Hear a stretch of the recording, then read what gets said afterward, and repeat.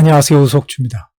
오늘은 2022년 8월에 기준금리가 무조건 0.75% 이상 인상해야 하는 이유에 대해서 말씀드리겠습니다.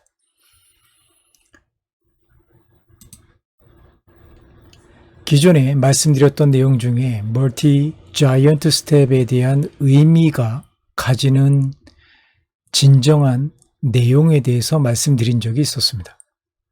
첫 번째는 정점을 확인할 수 없는 미국의 인플레이션이 완연히 하락 추세를 확인하기 전까지는 미국의 자이언트 스텝이라든지 그 이상 되는 울트라 스텝도 계속될 확률이 매우 높다라는 것입니다. 두 번째는 6월에 자이언트 스텝 이후에도 미국은 7월이나 9월 FOMC에 계속적으로 이 이상의 금리 인상을 단행할 것으로 예상되고 있고 7월은 무조건적으로 0.75% 이상 또는 1%포인트 이상의 인상이 예정되어 있다는 것입니다. 세 번째는 그럼 우리나라는 금리를 어느 정도로 유지해야 하는가? 여기에는 한미 금리 역전이 어떤 역할을 할 것인가에 대한 냉철한 판단이 필요하다는 것입니다. 저는 그 전에 영상에서 한미 금리 역전은 어떠한 상황에서도 이루어지면 안 된다라는 전제를 말씀드린 바가 있습니다. 이 부분은 혹시라도 이 부분을 용인하고 거기에 근거해서 낮은 금리를 유지하려고 한다면 그 이후에 발생할 수 있는 많은 문제점을 너무 가볍게 생각하고 있는 것은 아닌가라는 우려 때문에 계속적으로 이 부분을 말씀드릴 수밖에 없다라는 점 꼭 알아두셨으면 합니다. 그럼 먼저 살펴볼 것은 최근에 캐나다의 중앙은행이 1%포인트 이상의 금리를 인상한 내용이 있었습니다. 2022년 7월 14일에 있었던 내용입니다. 한국은 0.5%포인트 인상을 하면서 이제 2.25%가 되었습니다. 아직까지 미국은 1.5%에서 1.75%의 기준금리를 유지하고 있지만 앞으로 있을 7월 금리 인상에서 최소 0.75% 이상 또는 1% 이상의 금리를 인상하게 된다면 최소 우리나라보다 높은 수준의 금리가 형성될 것이라는 겁니다. 실질적인 금리 역전 현상이 벌어질 수 있다는 점을 꼭 알고 이 내용을 시청해 주셨으면 감사하겠습니다. 캐나다의 중앙은행이 1%포인트의 금리 인상을 하기 이전부터 4월, 6월에도 0.5%포인트의 금리 인상을 단행했습니다. 더군다나 캐나다는 선진국 중앙은행 중에서 가장 공격적으로 금리 인상을 단행했고 여기에 덧붙여서 이번에 1%포인트의 금리 인상을 단행함으로 인해서 기준금리가 2.5%가 된 것입니다. 왜 그러면은 캐나다는 이렇게 급하게 금리를 올리는가? 라는 부분을 본다면 표면적인 이유로는 높은 인플레이션이 더 오래 지속될 것으로 예상되기 때문에 선제적으로 금리를 인상한다라고 말하고 있습니다.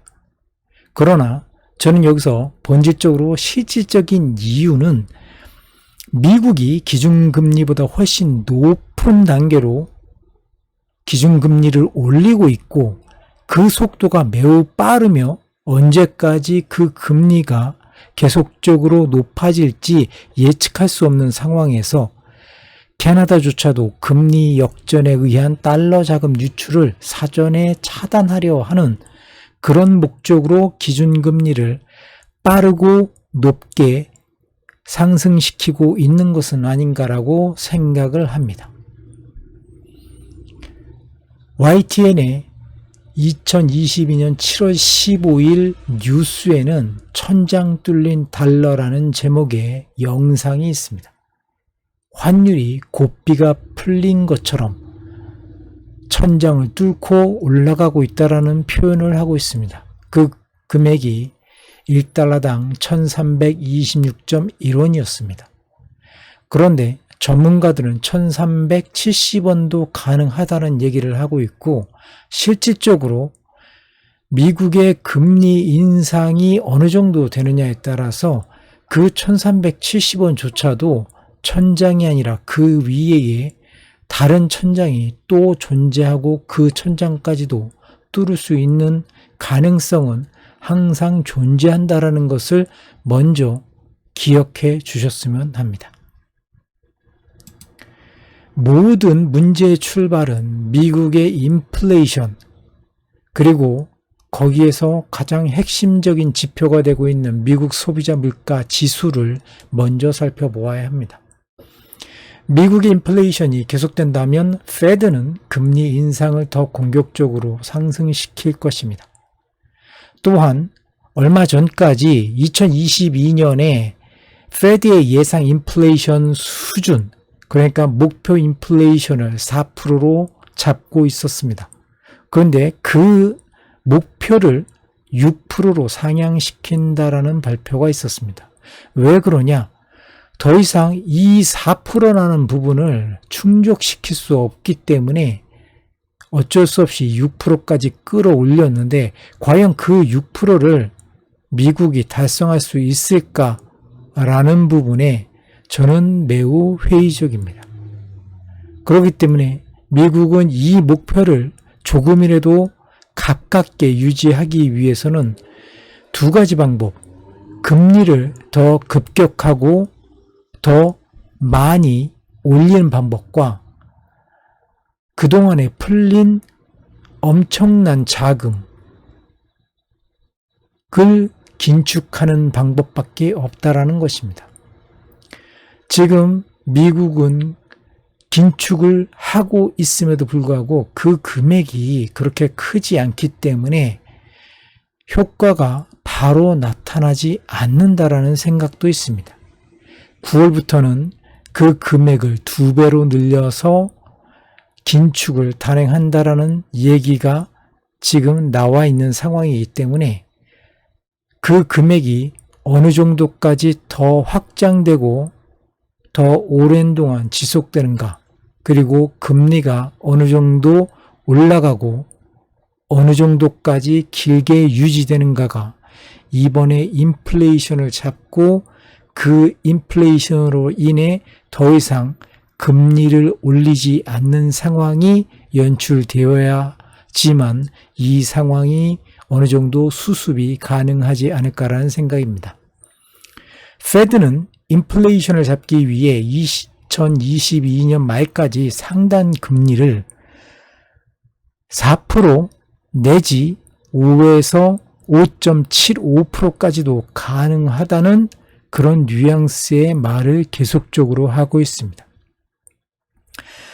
그 기준을 만약에 충족시킨다면 지금 한국의 금융당국자들이 말하고 있는 3%포인트보다 1%에서 2.75%나 높은 금리를 유지하겠다라고 얘기를 하고, 결국에는 역전 정도가 아니라 굉장히 높은 금리가 미국에서 이루어지고 있는 상황에 과연 우리의 3%는 적정한가라는 부분을 깊이 고민해 보아야 한다는 것입니다.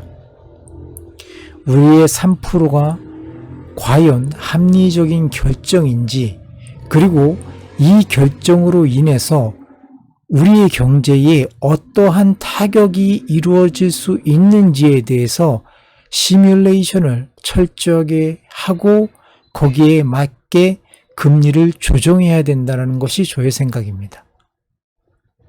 우리가 어떠한 선택을 잘못해서 그것을 수정할 수 있다라면 큰 문제가 없는데 그 부분이 우리의 노력으로는 도저히 회복시킬 수 없고 돌이킬 수 없는 그런 잘못된 선택을 한다라면 그것은 크나큰 재앙이 될 수도 있기 때문입니다. 한은의 가장 큰 실책은 7월에 금통위에서 50bp로 금리를 인상한 것으로 저는 생각을 합니다. 왜 그러냐 하면 미국에서 7월에 최소 0.75% 그리고 심하게는 1%까지도 금리가 인상될 것이라는 예측이 거의 전문가들의 생각으로 확정적으로 나오고 있는 상황임에도 불구하고 거기에 못 미치는 0.5%로 인해서 당연하게 금리 역전 현상이 나올 수 있는 상황임에도 불구하고 우리가 0.5%밖에 금리를 인상시키지 않았다는 것은 거의 금리 역전을 용인하겠다라는 뜻을 보였다는 것입니다. 그것이 정말로 7월 26일과 27일에 FOMC에서 확인된다면 우리의 금융에 어떠한 영향을 줄 것인지 그때부터가 진정한 우리의 시험이 될 것이라고 저는 판단하고 있습니다. 저는 기본적으로 FOMC 회의에서 75bp만 금리가 인상된다고 한다면 그나마 그 충격이 좀 완화되고 그 다음에 8월 25일에 있는 우리나라의 금통위에서 0.5%포인트가 아니라 0.75%포인트 정도는 인상을 해 주어서 결과적으로 우리의 기준금리가 3%는 되어야 이 부분에서 미국이 만약에 9월에도 0.75%를 인상시켰을 때 그나마 어느 정도의 금리 역전이 있다 하더라도 그 부분을 감내하면서 다음 금리 인상까지 버틸 수가 있을 거라는 생각입니다. 그런데 그러지 않고 현재 금융당국자께서 말씀하고 있는 0.25% 이 부분은 정말 최악으로 가는 시나리오일 수밖에 없고 0.5%를 간다 하더라도 9월에 미국이 0.75%를 금리 올렸을 때 미국의 금리 수준은 3%에서 3.25%가 되고 우리나라의 금리 차이는 0.25% 또는 0.5%나 밑에 존재하게 된다는 것입니다. 과연 이 부분이 당국자께서 말씀하고 있는 우리의 펀더멘탈이 충분히 이 부분을 감내하고도 남을 만큼 충분한 기준금리인가 라는 부분입니다. 실질적으로 이 부분이 시연되고 나서 결과를 보아야지만 알겠지만 매우 우려스럽고 걱정되는 부분이 아닐 수 없습니다. 그렇기 때문에 제 개인적으로 생각으로는 8월 25일에 최소한 우리나라도 0.75% 이상의 금리 인상으로 3% 정도의 금리가 유지되면서 미국의 상황을 주시해 나가는 그런 방법이 가장 합리적이지 않는가라는 말씀을 드리고 싶습니다.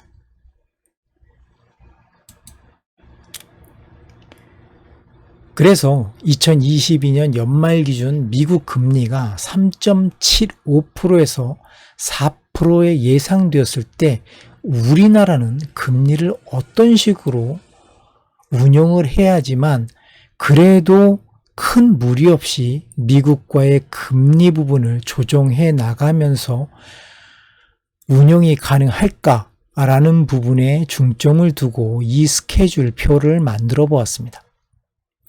이 부분은 좀 더 미국이 강하게 금리 인상을 하는 것을 전제로 했기 때문에 7월에 1% 그리고 9월에 0.75%를 선제적으로 올리고 난 다음에 11월과 12월에 어느 정도의 인플레이션이 잡힘으로 인해서 0.25%를 두 번에 걸쳐서 마감을 했을 때 결론적으로 연말에 3.75%에서 4%의 금리가 확정되는 그런 시나리오가 있었을 때 우리나라는 어느 정도의 금리 인상으로 이 부분을 메울 수 있을까라는 그런 생각에서 이 표를 만들어 보았습니다.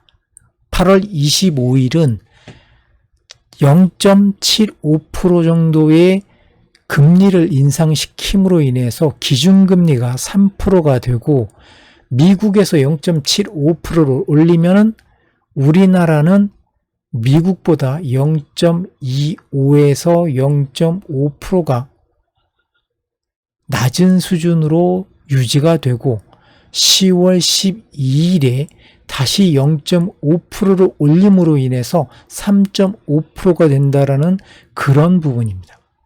이렇게 된다라면 실질적으로 미국보다는 0.25%에서 0%로 그래서 상단은 같은 수준의 기준 금리가 유지되는 식으로 진행이 된다라는 겁니다.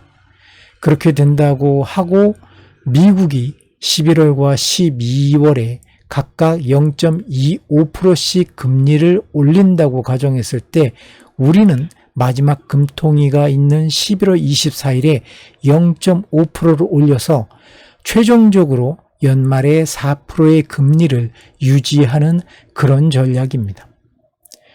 이렇게 됐을 때 미국의 금리가 11월과 12월에 0.25%라는 작은 금리 인상만이 있었을 때 이 시나리오가 어느 정도 우리에게 가장 좋은 결과를 이뤄낼 수 있지만 만약에 그러지 못하고 11월과 12월에도 인플레이션 부분이 문제가 돼서 미국이 더 높은 수준의 금리 인상을 하게 된다면 당연하게 미국보다 우리나라의 금리가 낮는 한미 금리 역전은 연말까지 계속될 수 있다는 것입니다. 이 부분은 계속적으로 모니터링을 하면서 미국의 상황을 주시해야 할 필요가 있다는 부분을 계속적으로 말씀드리는 바입니다. 아쉽게도 미국이 4.25%에서 4.5%의 금리 인상을 단행하는 그런 상황이 된다면 한국의 금리 인상 스케줄도 좀 더 공격적으로 이루어져야 한다라는 것이 저의 생각이고 이렇게 되었을 때는 우리나라는 10월과 11월에도 0.75%를 각각 올려서 최종적으로는 4.5%가 되는 그런 시나리오를 만들어야 된다고 생각합니다. 연준의 공격적 금리 인상으로 다른 중앙은행들은 자본 유출 압박에 놓여 있습니다. 한국만 예외일 수 없다라는 것입니다. 그런데 우리나라의 추경호 부총리 겸 기획재정부 장관은 미국 중앙은행 연방준비제도의 금리 인상이 여전한 우려라는 것은 인정하면서도 미국과 한국의 금리 격차가 더 벌어지면 양국 간 자본 흐름이 가속화될 수 있다는 예상을 하고 있음에도 불구하고 미국은 자이언트 스텝 이상을 준비하고 있는 상황에서 앞으로는 0.25%포인트씩 이렇게 금리를 인상하겠다라고 예고를 했습니다. 이 부분이 저는 앞뒤가 안 맞는 그런 상황이라고 생각을 합니다.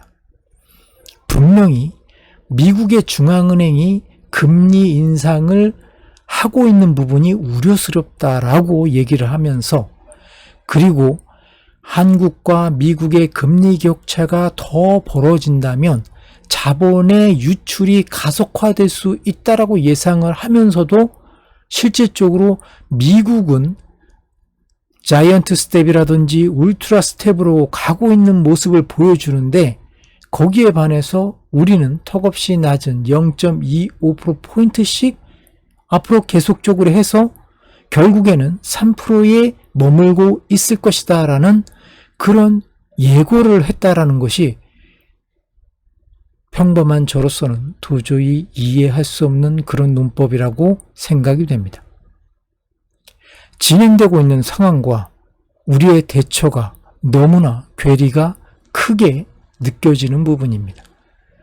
최근 자본 유출에 대해 일시적인 현상이라고 일축을 하면서 극적인 자본 유출이 우려되지 않는다라고 말을 하기도 합니다.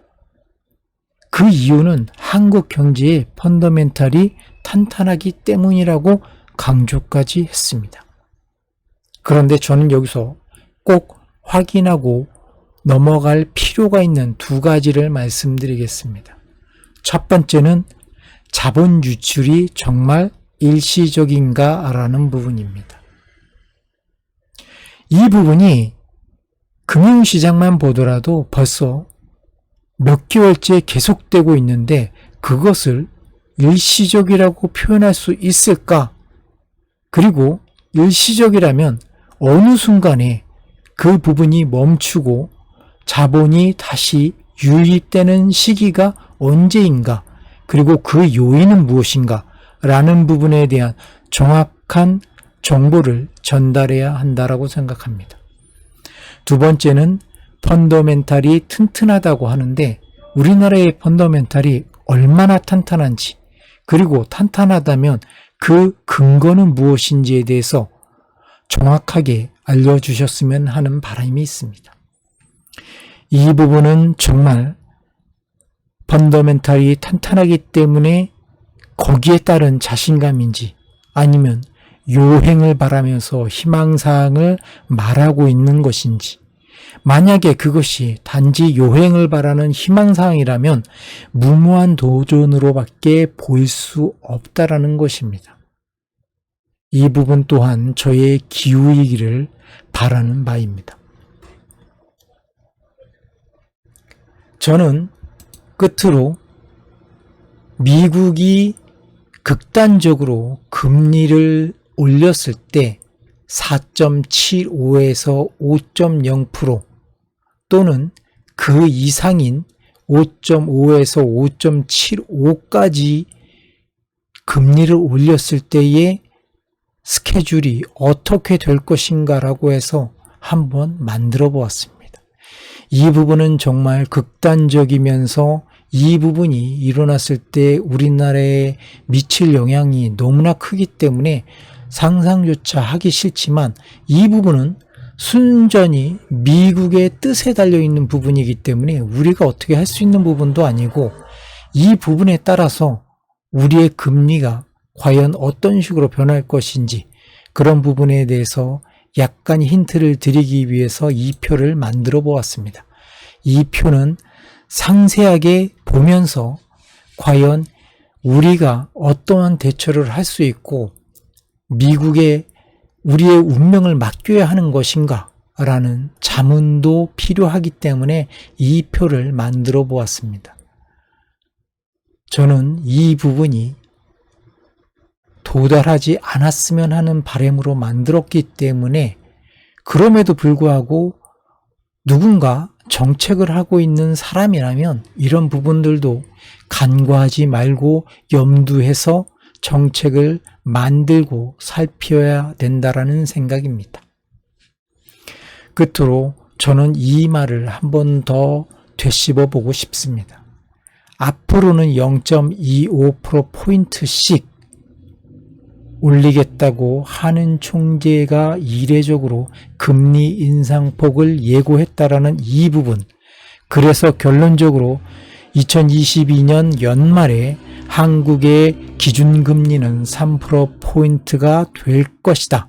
그리고 이것으로 충분하다. 또한 미국의 금리 인상 폭이 정말 잡혀서 최소가 되고 한미 금리 역전의 차이가 최소가 되기를 저는 기원하고 또 기원하는 바입니다. 그리고 다음으로 이 부분도 꼭 염두에서 보아주시고 이 부분이 우리에게 실질적으로 어떤 역할을 할 것인지에 대해서 어떤 힌트가 되었으면 하는 바람으로 이 표도 만들어 보았습니다. 긴 시간 동안 저의 영상 봐주셔서 감사하고 이 영상으로 한 사람이라도 도움이 되었다면 좋겠습니다. 감사합니다. 오석주였습니다.